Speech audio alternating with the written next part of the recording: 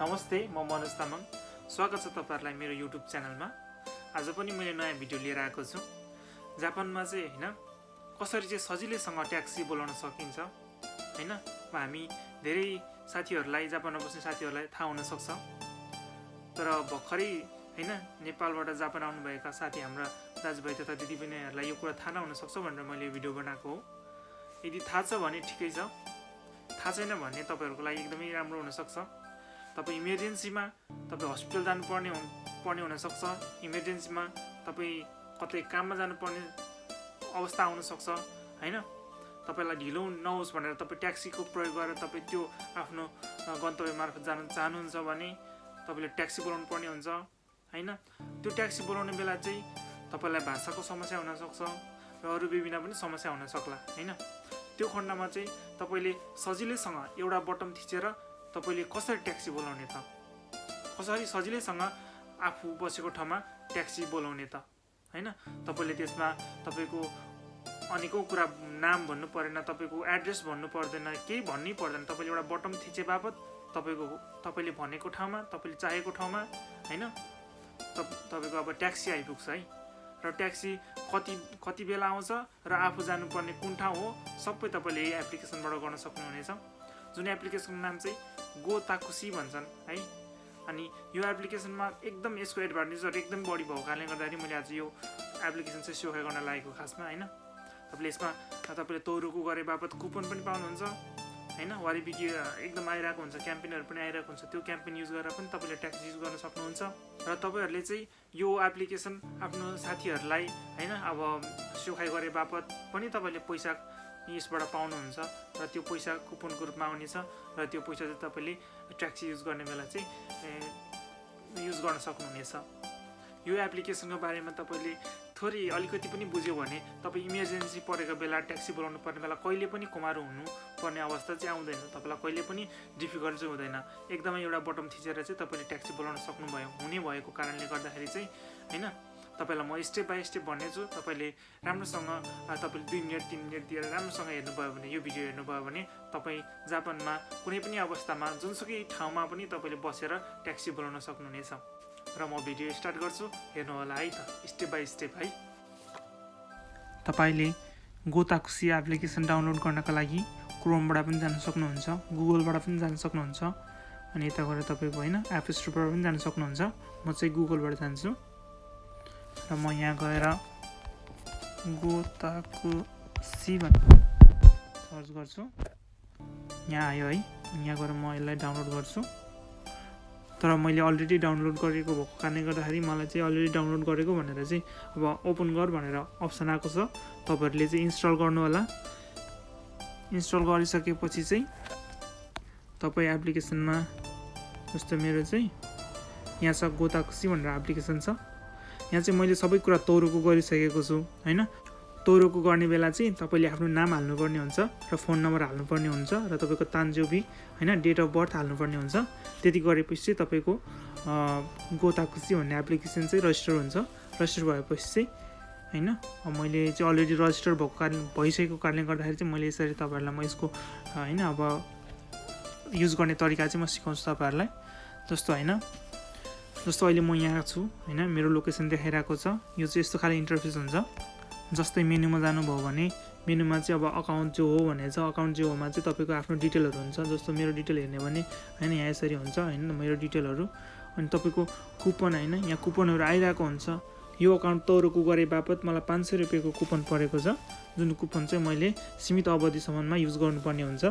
अब मेरो चाहिँ मैले चाहिँ युज नगरेको भएको कारणले गर्दाखेरि अब मेरो 3 दिनपछि चाहिँ यो कुपन चाहिँ एक्सपायर हुन्छ। लगभग 2 महिनासम्मको चाहिँ यसको किकान हुन्छ। मैले चाहिँ युज नगरेको भएर चाहिँ यसको अब एक्सपायरी डेट 3 दिनपछि एक्सपायर हुन्छ। र तपाईले चाहिँ यहाँ अब हैन यसमा गएर तपाईले आफ्नो साथीहरुलाई चाहिँ हैन सेवाई गरे बापत तपाईले पनि पैसा पाउनुहुन्छ भने र जुन मान्छेले इन्स्टल गरेको छ उहाँले पनि कुपन पाउनुहुन्छ। अब कसरी चाहिँ ट्याक्सी बोलाउने भन्ने कुरा हो सजिलैसँग है।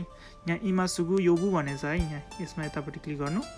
अनि यहाँ तपाईको लोकेसन छ। तपाई अहिले तपाई भइरहेको लोकेसन भनेको यहाँ हो हैन। तपाई यहाँ अहिले यो ठाउँमा हुनुहुन्छ हैन। जस्तो म चाहिँ यो ठाउँमा छु हैन। अब मैले ट्याक्सी बोलाउनु पर्यो हैन। अनि म यो जुन ठाउँ अब तपाईँले यहाँ अब फोन गरेर होइन अब म यो ठाउँमा छु यो ठाउँमा आइज भनेर तपाईँले फोन गरेर तपाईँले अब भाषा जानेको छैन भने तपाईँलाई आफ्नो एड्रेस पनि थाहा नहुने मान्छेहरू धेरै हुन्छन्। आफ्नो ठाउँभन्दा तपाईँलाई थाहा भएको एड्रेसभन्दा तपाईँ कुनै पनि ठाउँमा अरू ठाउँमा हुनुहुन्छ र त्यो ठाउँको एड्रेस थाहा छैन भने तपाईँ कसरी ट्याक्सी बोलाउने त? ट्याक्सी बोलाउनेलाई त पक्कै पनि तपाईँलाई एड्रेस सोच्छन् उसले होइन कुन ठाउँमा जस्तो भनेर। तपाईँलाई थाहा छैन भने त तपाईँले बोलाउन सक्नुहुन्न।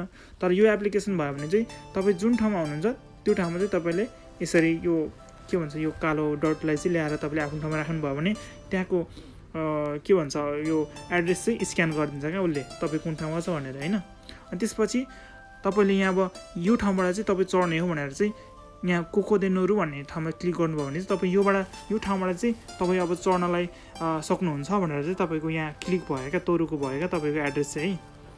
अब तपाईँले चढ्ने ठाउँ सेलेक्ट गरिसक्नु भएपछि अब तपाईँले यहीँबाट डाइरेक्ट बोलाउन पनि मिल्छ सिधै होइन। तपाईँले अब म यो ठाउँमा छु भनेर चाहिँ तपाईँले कुरमा के भन्छ हाम्रो ट्याक्सीलाई चाहिँ अलरेडी बोलाउन पनि सक्नुहुन्छ। तर तपाईँ जाने ठाउँ पनि यो ठाउँसम्म हो भनेर तपाईँको जे हो चाहिँ तपाईँको ट्याक्सीवालालाई पुर्याउन चाहनुहुन्छ भने चाहिँ तपाईँले आफ्नो एकीसाकी होइन जाने ठाउँ पनि तपाईँले चुज गर्दा चाहिँ राम्रो हुन्छ। जस्तो मेरो होइन म यहाँ छु अहिले होइन, यहाँ चाहिँ मेरो एड्रेस तोरुको अलरेडी भइसकेको छ होइन। अब एकीसाकी तपाईँ अब जानको लागि चाहिँ कुन ठाउँ जाने त भनेर चाहिँ तपाईँले त्यो सेलेक्ट गर्नको लागि चाहिँ यहाँ थिच्नु होला। त्यसपछि यहाँ माथि भनेको छ होइन दोकोनी इकिमास्का भनेर उनीहरूले त्यहाँ भनेको छ। तपाईँले यहाँ कुनै पनि ठाउँको होइन कुन ठाउँ जाने त होइन तपाईँले त्यो ठाउँको एड्रेस हाल्नु पनि हालेर यहाँबाट तपाईँले अलरेडी जे हो उनीहरूलाई भन्न पनि सक्नुहुन्छ भने ट्याक्सी आएपछि चाहिँ होइन म यो ठाउँमा जान चाहन्छु भनेर पनि भन्न सक्नुहुन्छ। तपाईँको त्यो बेग्लै कुरा छ होइन। अब तपाईँले यहाँ कुनै ठाउँको एउटा सर्च गर्नुहोस् होइन। जस्तो अब म यहाँबाट चाहिँ के लेख्छु भने होइन कोनसु एकी भन्नु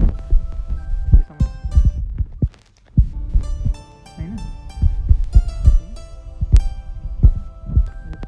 गरेँ होइन। अब यहाँ कोनसु एकीमा सिलेक्ट गर्छु होइन। अब कोकोदे इकु भनेर भनेको छ है। अब मैले कोकोदे इकु भन्ने ठाउँमा सिलेक्ट गरेपछि चाहिँ अब होइन कति टाइम लाग्छ र कति पैसा लाग्छ भनेर पनि देखाएको छ होइन। अब यहाँबाट कोनसु एकीसम्म जाँदाखेरि चाहिँ कति टाइम लाग्छ र कति पैसा लाग्छ भनेर पनि उसले भनेको छ। 690 रुपियाँ चाहिँ हामीलाई पैसा लाग्ने छ त्यहाँसम्म जानको लागि भने होइन 4 मिनट चाहिँ होइन लगभग 4 मिनट चाहिँ हामीलाई त्यहाँसम्म पुग्नलाई टाइम लाग्छ भन्ने टाइपको उनीहरूले चाहिँ सबै अलरेडी चाहिँ सेलेक्ट भएर चाहिँ तपाईँहरूलाई यस्तो खाले होइन जो हो चाहिँ दिन्छन् होइन। अब तपाईँले डिस्काउन्ट पाउनको लागि तपाईँले यहाँबाट कुपन पनि युज गर्न सक्नुहुन्छ होइन। अब कुपन युज गऱ्यो भने तपाईँलाई डिस्काउन्ट हुन्छ। अब तपाईँले ट्याक्सी बोलाउनको लागि चाहिँ यहाँ होइन यहाँ तल लेखेको छ होइन ट्याक्सी योगु भनेर लेखेको छ। तपाईँले यहाँ क्लिक गर्नुभयो भने चाहिँ होइन तपाईँको कुपन युज गर्ने हो कि कुपन युज नगर्ने हो कि भनेर अप्सन आउँछ। तपाईँले कुपन युज गर्ने हो भने कुपनमा जानुहोस् होइन। कुपन सेती सुरु कुपनमा युज गर्नुहोस् होइन। अनि तपाईँले कुपन यदि युज नगरिकन चाहिँ बोलाउन चाहनुहुन्छ भने कुपन युज नगरिकन बोलाउन चाहनु यता गएर यसमा क्लिक गर्नुहोस्। अनि यसो गऱ्यो भने चाहिँ होइन कुन ठाउँमा चाहिँ तपाईँको ट्याक्सी छ भनेर चाहिँ होइन यहाँ यसरी कनेक्ट हुन्छ। तपाईँलाई ट्याक्सी कुन ठाउँमा छ भनेर चाहिँ यसरी सर्च गर्छन् उसले होइन। जब ट्याक्सी भेटाउँछ यहाँ अब ट्याक्सी यहाँनिर छ भनेर चाहिँ होइन यो अब यहाँबाट यो ट्याक्सी अब तपाईँको घरमा आउँछ भनेर चाहिँ यसरी सिधै उनीहरूले अब यति होइन। अब तपाईँको अब मैले अघि भर्खरै स्टार्ट गरेँ यहाँबाट लगभग होइन 2:10 चाहिँ ट्याक्सी चाहिँ अब मेरो रुममा आइपुग्छ भनेर। अब यो ट्याक्सी मेरो रुममा आइपुग्छ। तपाईँले ट्याक्सी कहाँसम्म आइपुग्यो भनेर पनि अनि यसरी अब सबै कुरा हेर्न सक्नुहुन्छ ट्याक्सी कहाँबाट कहाँ आइपुग्छ। त्यो भएको कारणले गर्दाखेरि यसमा एकदमै सजिलो हुन्छ। तपाईँहरू यो एप्लिकेसन युज गर्नु होला।